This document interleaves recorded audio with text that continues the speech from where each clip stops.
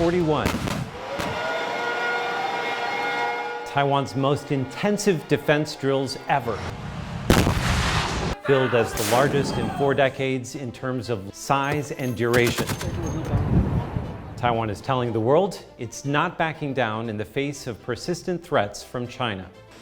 From deploying thousands of reservists and civilian volunteers to displaying newly acquired weapons, mostly from the US, but is Taiwan ready? China downplaying Taiwan's annual drills, Han Kuang 演习 calling it mere posturing and self-deception. Also in today's show, a highly anticipated TV drama about a fictional Chinese invasion of Taiwan.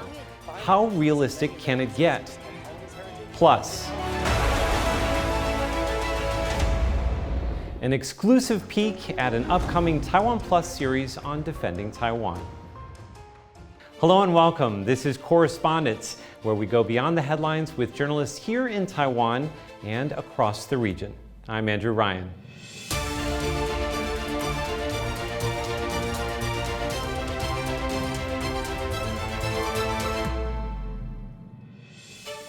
The 10-day Han Kuang exercises have wrapped up the biggest and most ambitious drills in Taiwan's history.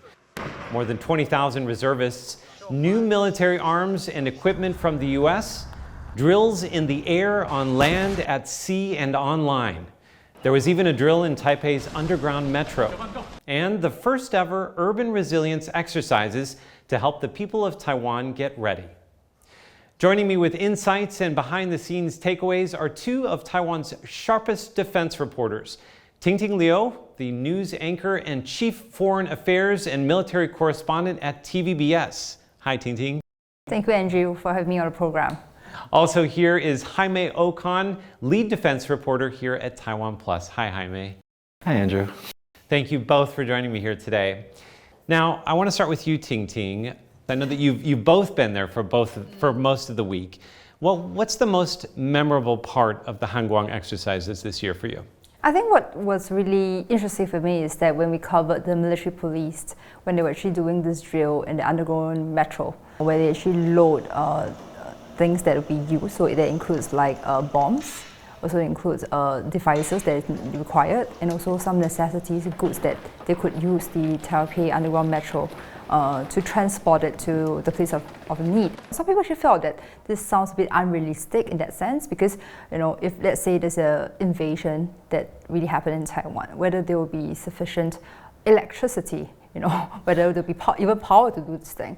You know, but at the same time, I think it is also quite smart in a way because let's put the power thing aside, but you know, maybe these tracks would also serve as possible underground transport methods that could be used, you know, by the Taiwanese military.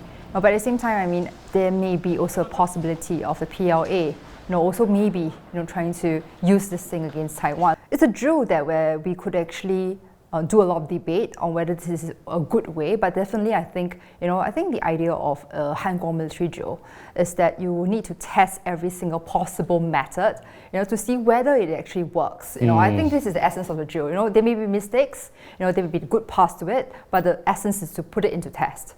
I think the other thing that's really interesting about the metro drill is that Taiwanese people haven't seen things like this before. So just the images of seeing military personnel carrying equipment through the subway stations is a really powerful image, and I think it's important to get people used to seeing things like that.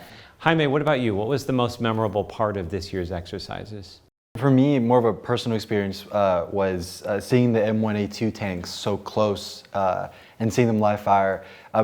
So a personal story is that, you know, I was in university here at Tsinghua at NCCU, and when the deal happened in 2019, I wrote a paper how that was a really bad idea because it's such a big system. To buy the tanks? Yeah, because I think, you know, you see how big these things are. How are you going to get them through the small alleyways of Taiwan? So we had to debate the benefits and the consequences of that system. And then through the reporting, going to DC, talking to people about, you know, where that deal is in terms of progression. Is there a delay? Is it on time? How much does it cost? And then seeing it now in Taiwan, spray painted with the Taiwan, you know, camouflage color, and they're using it. I think it was very inspiring to see the whole, like that right there was the whole U.S.-Taiwan defense relationship from beginning to end in one deal. And I'm going to ask you a little bit more about Taiwan's defense purchases in just a moment. But one of the things that I wanted to show people is one of your reports from day one. Now, both of you were there when the exercises kicked off. Have a look at this.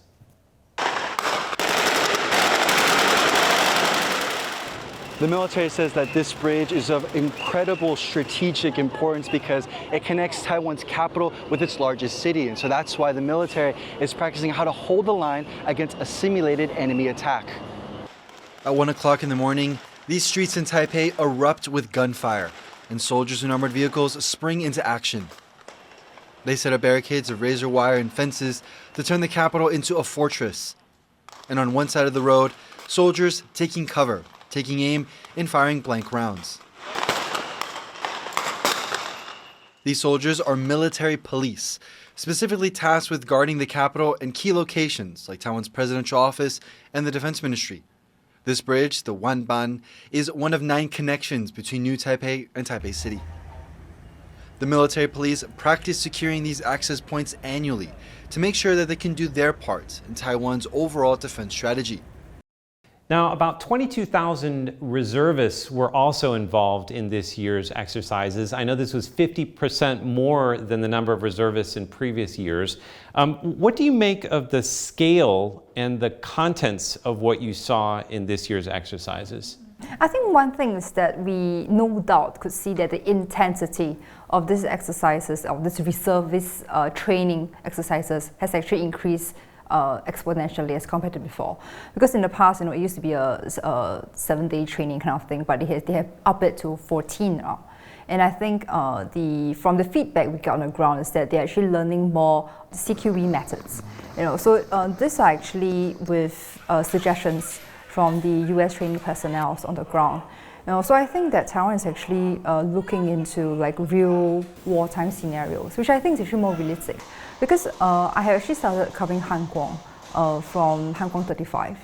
So that makes it to, I think it's my 6th one now. The idea of what we call unscripted and more realistic came only last year. Anything before that used to be quite a very showy, telly kind of, exercise you were seeing. So not really a practice, more just kind of a display of here's what we know how to do. Yeah, I think in the past, Han Kuang used to be more of a promotional kind of material, to show not only to people in Taiwan that the military is able to handle the weapons that we are using. It's also trying to show, obviously, across the strait, that Taiwan is determined to protect ourselves and protect our homeland. But I think it is also quite a waste that, when these drills are unrealistic in a sense. So this mentality, this new mentality only came in, I think, around 2 to 3 years ago, obviously with suggestions from the US training personnel, and also, I believe, also people from DC, when they actually suggest that, these drills need to be realistic in Taiwan. So they they revamped the whole thing. And last year it was interrupted by typhoon, and I'm so glad that for the past 10 days the weather. I mean, there's a bit of like rain here and there, but nothing too big. I mean, obviously in southern Taiwan is quite unfortunate because of the floods, the heavy floods. So actually the army in the south of Taiwan, they have actually diverted their personnel. So some of them were actually working on trying to rescue people. At the same time, they're also trying to do their drills, which I think is also, I would actually want to give kudos to them. Yeah, for sure. How about you, Jaime? Have you seen some things this year that were different from last year and maybe suggest that Taiwan's military is going in a different direction than it used to? On the first day when we arrived to that, it was like a middle school in Taoyuan where they were there. It also seemed like a level of seriousness too. It wasn't about like, I think past exercises must have been, or it might have been where you get an invitation to go with the military.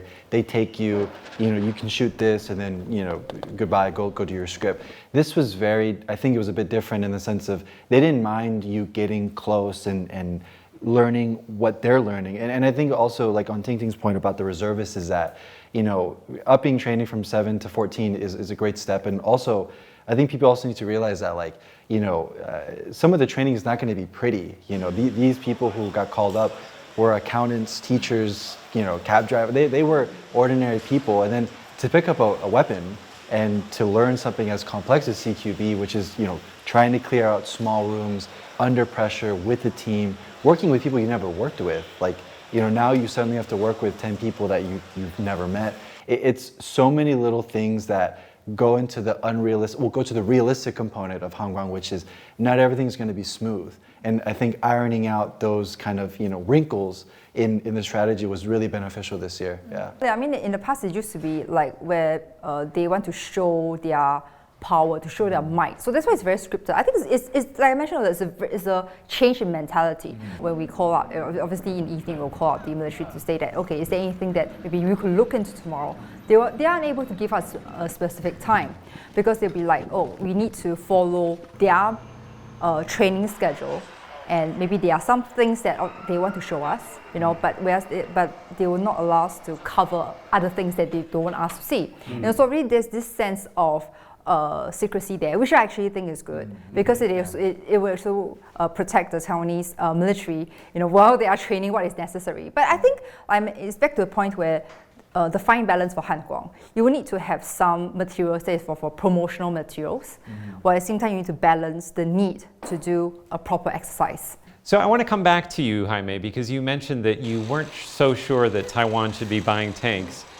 What can you gather from all of the different types of weaponry that you've seen or equipment that you've seen this year about Taiwan's kind of strategy for weapons purchases? I was pleasantly surprised and quite excited actually when a couple drills we saw Taiwan use single-use stingers. I think that was one of the first times I've seen Taiwan actually, multiple units within Taiwan's military bring them out. And it wasn't just one unit, they were all across Taiwan. I thought that was a very good step in the right direction. Actually deploying Patriot units, next to the airport, not within the airbase, outside of the airbase. And in the city for, not only for everyone to see, but like different types of Patriots were also integrated as well. Pac 2, which, a little bit farther out, and Pac 3, which are more closer into the city.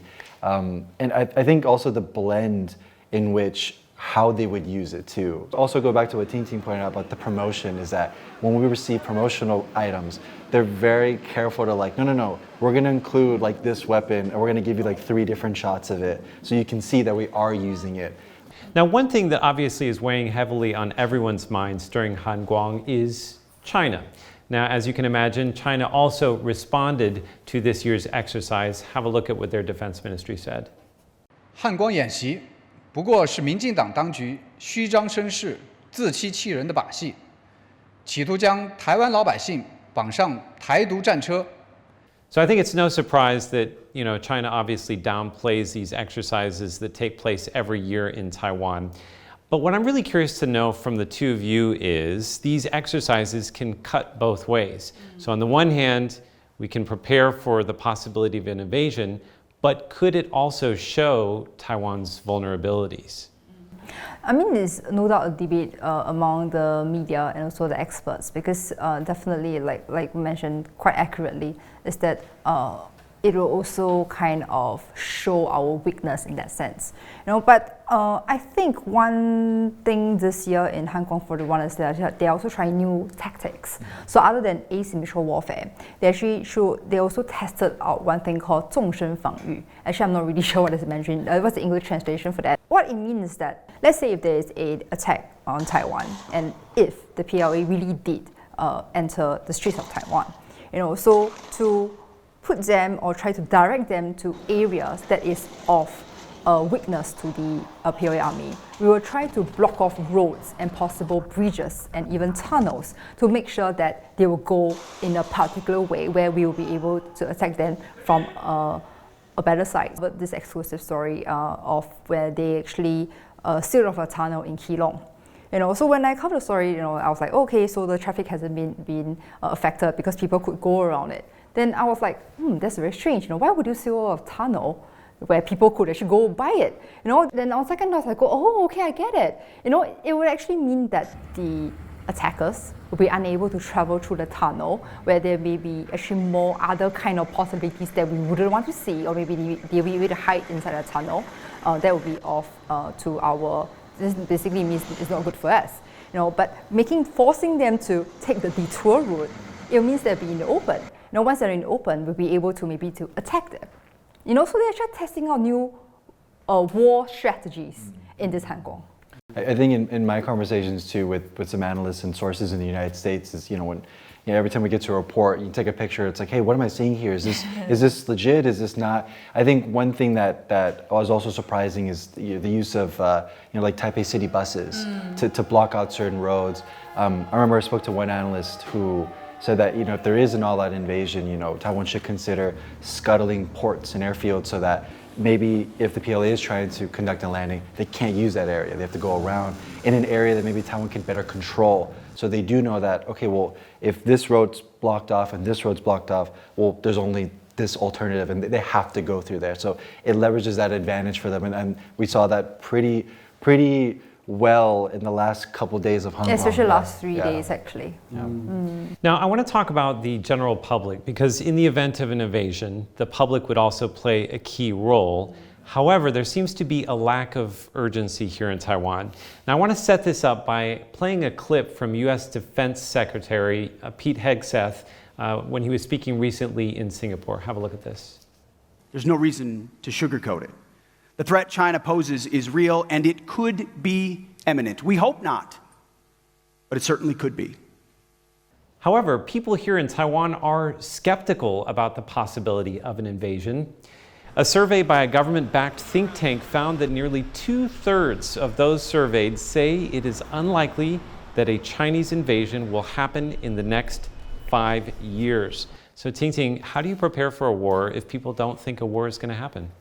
I would actually say that I have actually a very different sensing on the ground in Taiwan. Let's say as compared to maybe in 2020, so that makes it around like 5 years ago. So maybe in 5 years ago, when you talk to people, tell them about the idea of civil defense, they'll be like, huh, what is that? But right now, when you talk to people about like what is the idea of civil defense, total defense, this sort of an idea, maybe it will be like, oh, I need to hide in my air raid shelter. Oh, I need to prepare my emergency backpack. Go bag. Yeah, my go bag. And also, maybe they are not very educated on how to do it properly. But once you have the idea that I need to do something, I think this is the start of something that is good. Actually, I took a very interesting photo that I'm very happy to share with you guys. Is that when we were covering the MP story, when they actually came out from the underground metro to go into their respective spots. Actually, I took this photo that actually went viral on Threads. Where there was like this doujiang shop. So it's a soy milk shop. Where people were eating their late night supper. And then suddenly this group of military personnel, carrying javelins, carrying their rifles, just rushed in front of the shop. And people just looked and started and continued to eat their supper. It was such a striking photo that actually went viral online. So I think at the same time, it also means that people know that. When we went back to the shop to speak with the shopkeepers, they were like, oh yeah, it's my first time seeing, but I think they're doing a good job, kind of thing. So I think the public perception towards the military in the past few years has actually been much better than before, especially when they are seeing how the military is training very hard. It's interesting. The way I compare it is sort of to earthquakes, right? We live in an earthquake-prone zone. We all know an earthquake could happen at any time, but I think we say in Taiwan, 淡定, right? Yeah, You're just, life as usual. 他们就是淡定吃豆浆. Exactly. You're going to continue eating your soy milk. Have you seen any changes in Taiwan over the years in terms of people's perception of a possible invasion? There's definitely more seriousness to it, and there's definitely more attention to preparing, not because something's going to happen, but the worst case scenario. I think that definitely picked up after the war in Ukraine, especially with organizations that help with first aid training or fighting disinformation online. Even I think also one thing, like to go back to the poll, is that I think one thing that maybe people should think about more is that that word invasion is very striking, right? But there's so many other methods that could deliver something as consequential depending on the time. Whether it's a blockade or there's an incident that spirals into a conflict. I think the most important thing I think that people in Taiwan are starting to recognize is that, like, what part can I do? Whether it's like having the go bag, right? Okay, or maybe like even something as basic as like, where do I go if something does happen? That's one less thing that a law enforcement officer or a military has to guide you for. And I think in the past 2 years, there's definitely been urgency. I mean, it's a very unique part of Taiwan's identity almost now, that to be, you know, ready in case something happens, whether it's earthquake or typhoon or whatever it is. Yeah. Well, coming up on Correspondents, 2 new TV series related to defending Taiwan. One of them, a gripping drama about a fictional Chinese invasion. The other, a documentary on how the island plans to defend itself. Back in a moment.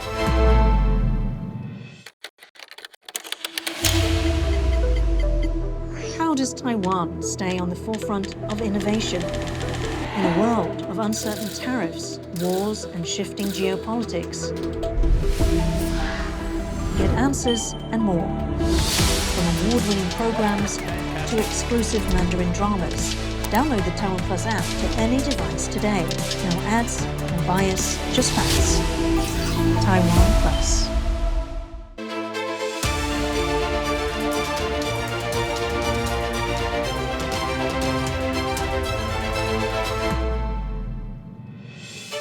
Welcome back to Correspondents. If you're just joining us, we're talking with Tingting from TVBS and Jaime Ocon from TaiwanPlus. Now, the much anticipated Taiwanese drama series, 0 Day Attack, is finally set for release.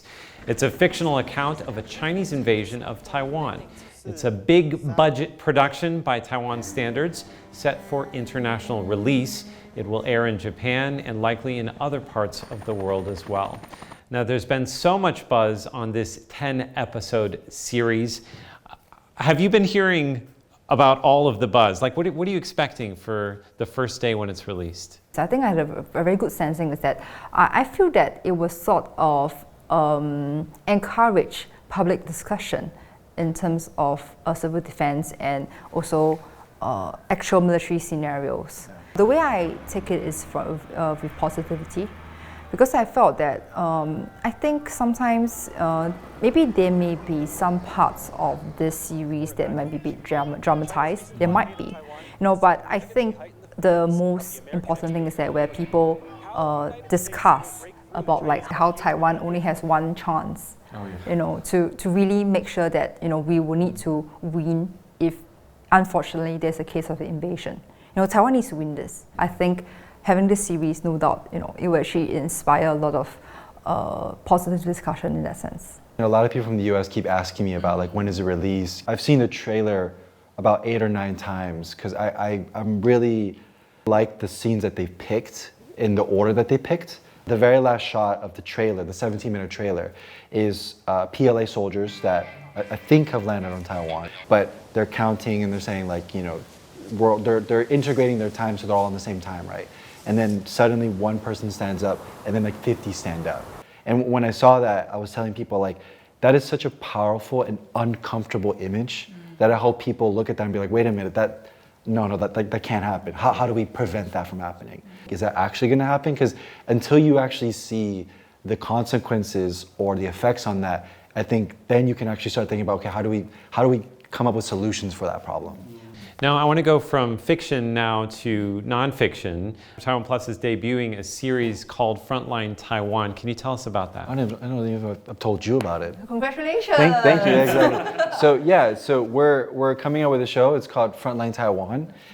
There are going to be 5 main episodes that look at the kinetics, so like the more action parts of what a full-scale invasion would look like. The purpose of that is to look at lessons and what Taiwan is doing to stop all those steps. So the first 5 episodes kind of look at a blockade, the debate about Taiwan's air power, what role the Air Force could play. We look at red beaches, the geography of where Taiwan is the most vulnerable. And then we have 2 bonus episodes that are kind of more recent developments. One is undersea cable security, and the other episode is runways. Taiwan is a very small space, a very small area, and we have a huge Air Force fleet. I think we're maybe number 7 or 8 in Asia when it comes to amount of fighter jets. Like we're very, modernizing very quickly, but space and runways for that is a very niche vulnerability for Taiwan. So we took a look at that, and that's been a work in progress for maybe, we have footage that goes back 2 years of interviews with pilots and our reports in the United States, and trying to make it a very comprehensive English language mini-series to kind of, put the cherry on top of what's going on with Taiwan's defense. 台湾防守这里就是要持久的防卫。 With about a dozen of these red beaches across Taiwan, and that's why the military is making sure that these kinds of places are well defended.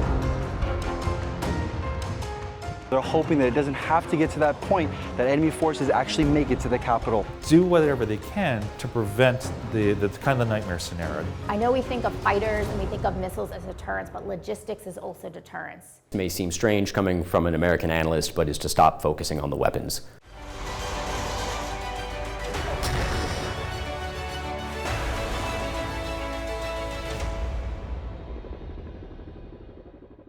Well, thank you so much, Tingting of TVBS, and of course, our very own lead defense reporter, Jaime Ocon.